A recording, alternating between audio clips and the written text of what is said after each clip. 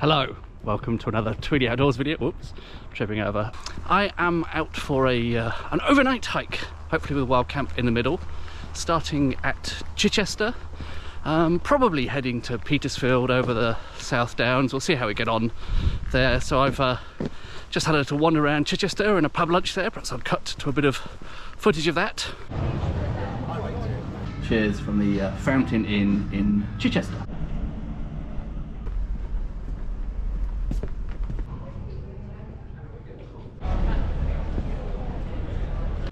Nice place, Chichester, I thought. Very impressive cathedral. Shame about the scaffolding, but you know, obviously these things need to be repaired once in a while. So the plan is to walk from Chichester over the South Downs, probably to Petersfield. We'll see how we go, via Kingley Vale, which has some ancient yew trees, and Harting down, which is quite close to where I was on a previous video. Oh yes, I've got a silly hat. Sorry, it's inevitable that at some point you'll have to see me wearing this stupid hat. Oh, falling off the side of the road again. It is a very hot day. It is, I don't know, well into the 20s, strong sun. I'm a bit red-faced, sorry about that. And I'm going to try as much as possible to stay in the shade. Thankfully, a lot of the downs around here are covered in trees, so that might be more possible than usual. And yes, inevitably, the silly hat. Too hot for tweed. Should we just get this out of the way? Silly hat time. This is a Panama from Bates, genuine Panama. Probably don't see a lot of wild camping videos involving people wearing a Panama, do you?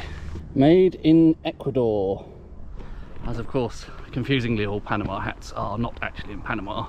Off the road now and approaching Kingly Vale up this track. Seems to be quite a popular spot. I've seen a fair few walkers out.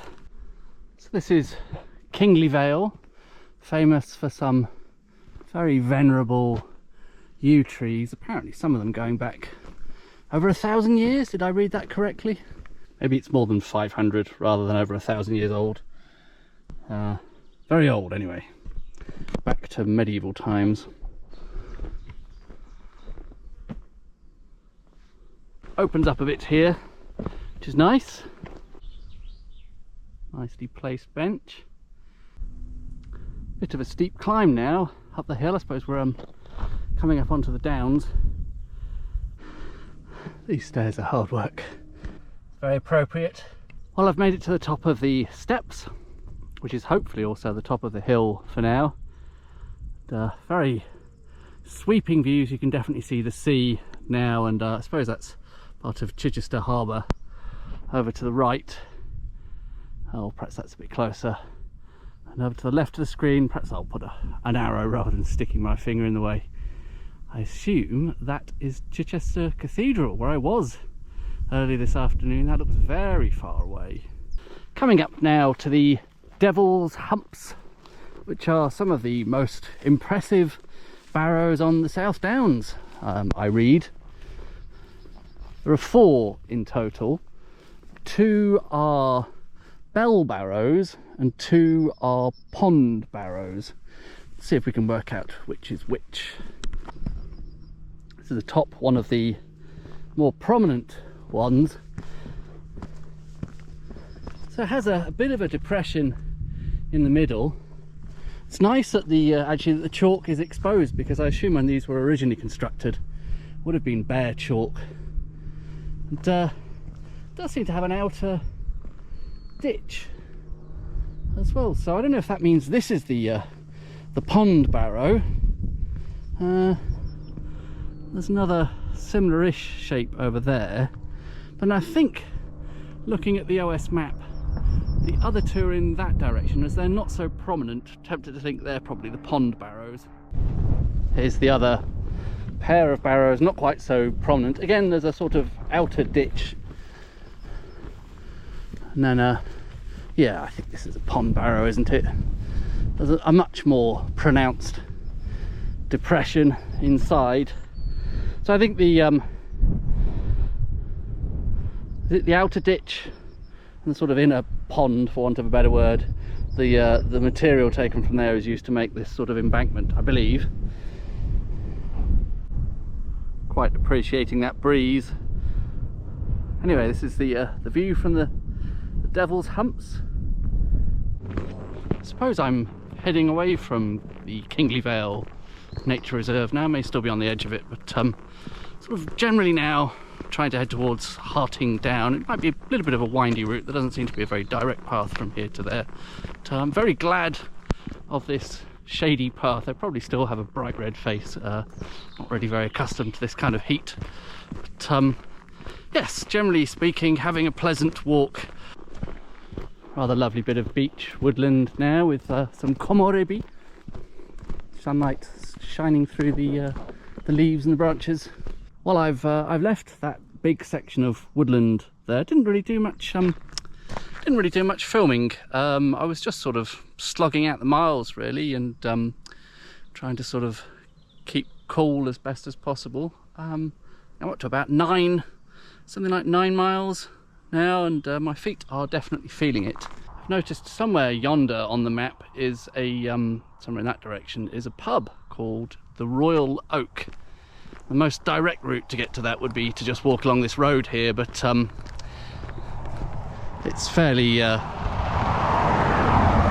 busy.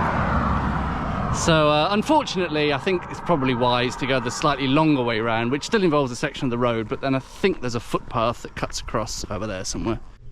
Once the road was a bit hair-raising, but anyway, I'm off the road now and on this track, which I believe will, it's a bit of a long track, but it will take me directly to the Royal Oak. The track has turned into a nice shady path, which is a relief on two fronts, not just because, well, of the shade, but I was finding the stones underfoot on the track quite uncomfortable on the feet.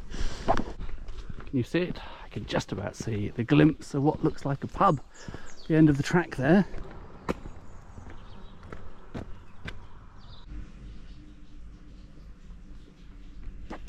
Cheers from the Royal Oak. Oh, that's good. This is a wonderful bit of serendipity. I've been wanting to come to this pub for a few years. I think I'd put a pin in the map. I'd sort of looked around for characterful South Downs pubs at some point, and yes, when I realised back there that I was going to walk right past it, that just seemed like felt like Christmas. Isn't that lovely? Well, that was a delightful pub stop, a pub I've been wanting to go to for some time. I think I must have just seen a photo of it and thought it looked very picturesque with the flowers outside and so on, but alas, I could not stay forever. More walking to do still, though to be honest, the temptation to just call it a day there was quite high. This is very grand. Opened up onto these beech trees, mature beech trees, lined lane. I'm on the South Downs Way again. What a delight. Be quiet for a moment so you can hear the birds.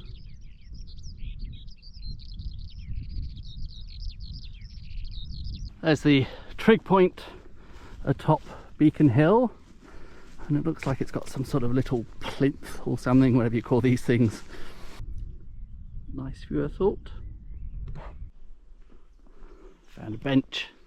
It's a rare commodity. Take advantage while I can. Ugh.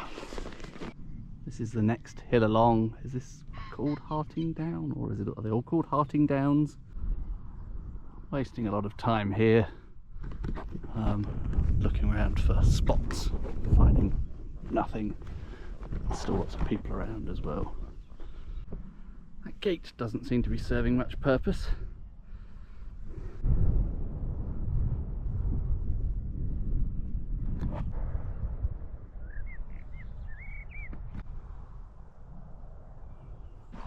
Well, I seem to have completely failed to find a wild camping spot, and I think I'm on the brink of just giving up. I seem to really not be in the mood somehow today. I just really want to go home, which is not really very possible now. I think a bit too late in the evening, but yeah, I don't know, that's weird. I don't seem to have much luck with the South Downs. There's just too many people around till too late, especially on a nice sunny day like today. And then, you know, being the South Downs, there's not enough flat ground, not enough sort of secluded flat ground, and it just doesn't seem to be happening. Light's going a bit now. I don't really know what I'm doing here. I seem to be just following the South Downs way, but you know, to what end? I don't know. It's probably too late now to walk to Petersfield for the last train. I don't know what I'm doing.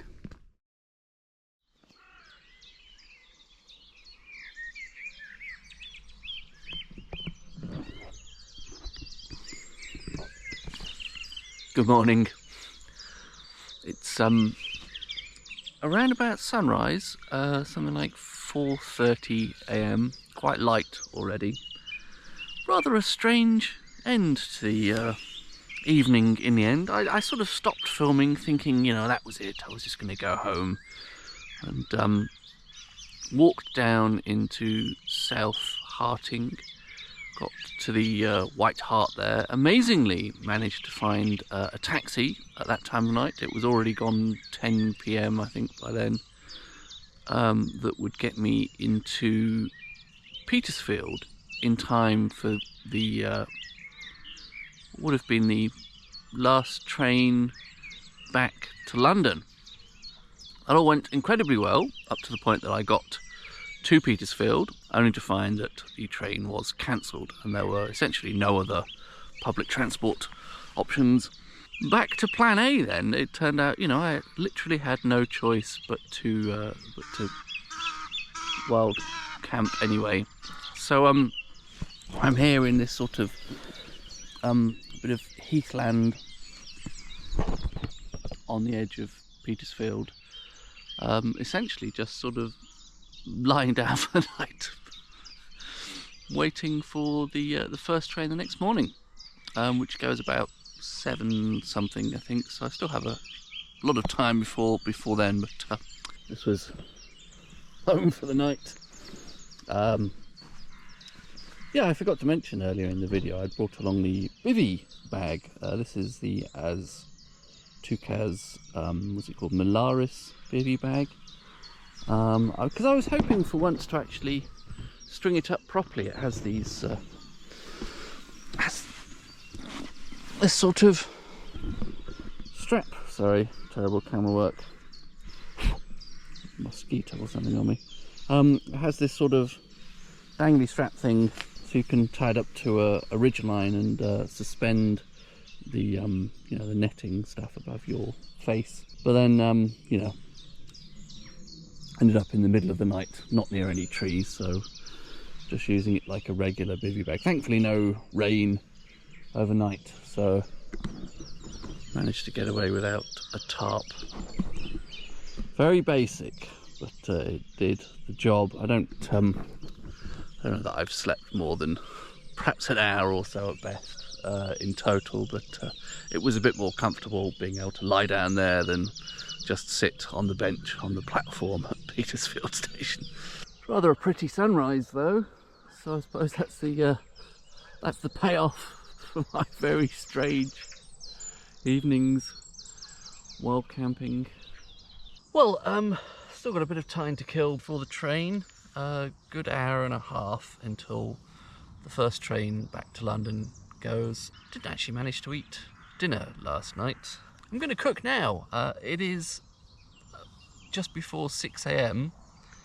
I'm going to make paella, the thing that English people can't pronounce, paella, which, you know, would have been a sensible thing to eat for dinner, slightly unusual thing to have for breakfast, but, you know, that is the food I have with me, and it's either that or go hungry. I have some fancy looking paella rice, and I have some saffron and some other bits and pieces. This is going to be the very simple version, I think. I'm not sure I can be bothered at this time of day to chop onions and so on, so going to try and do the absolute minimal paella. Excitingly, I have a new tripod thing for my GoPro, which would have been wouldn't this all have been great if I'd just got myself organised yesterday. I hope this stuff has been alright. It is okay because it's been in my my bag overnight and everything, but it was frozen originally. We've got some pretend chicken and some peas. Into that some arbitrary amount of rice. This bag's fancy though it looks, quite difficult to open. Now then, what you apparently need is, it's called something like a scorchata. You're supposed to let the rice burn a little bit, but I think the other ingredients are burning instead, so I'm going to just put a bit of water in there now.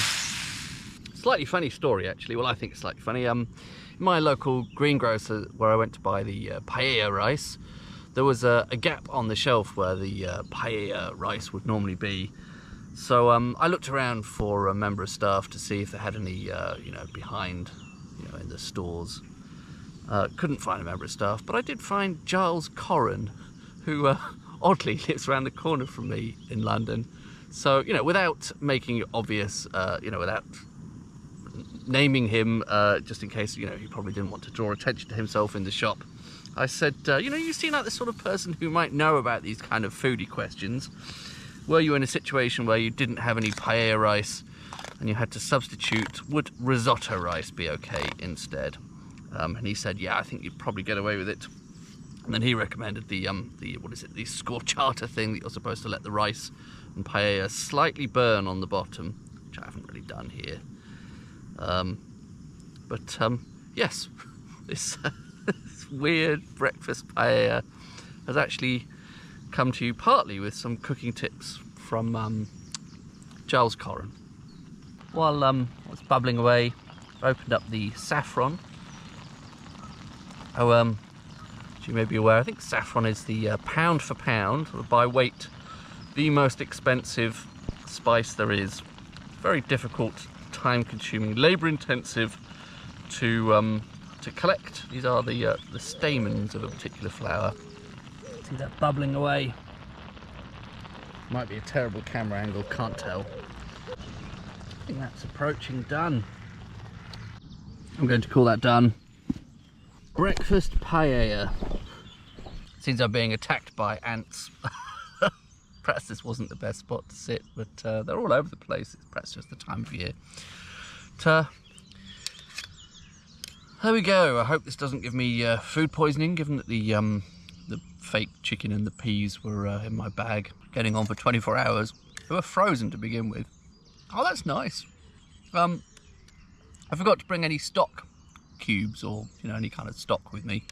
So there really are just 4 ingredients there: rice, peas, fake chicken, saffron, water. That's it. And it has a surprising amount of flavour. I suppose in the absence of stock, you get to taste the saffron a bit more. I mean, maybe I'm just hungry and or sleep deprived, but that is actually pretty good. Once again, hashtag leave no trace. Right, heading to the station now, not taking any chances. I'm going to give this train every possible chance of me actually getting on it. Spent rather a lot of time here late last night, naively hoping I might actually be able to get a train back home, but at least so far things are looking slightly more promising this morning. It's a bit delayed, but there is apparently a train which will go back to London. Hopefully, fingers crossed, I'll believe it when I see it. So that's been rather a strange video, hasn't it? It hasn't really, didn't really pan out as I expected it would. But I suppose that's the thing with wild camping. You have to be flexible, even if that means sleeping in a town park in the end. So thanks very much for watching, and I will see you on the next one. Bye bye.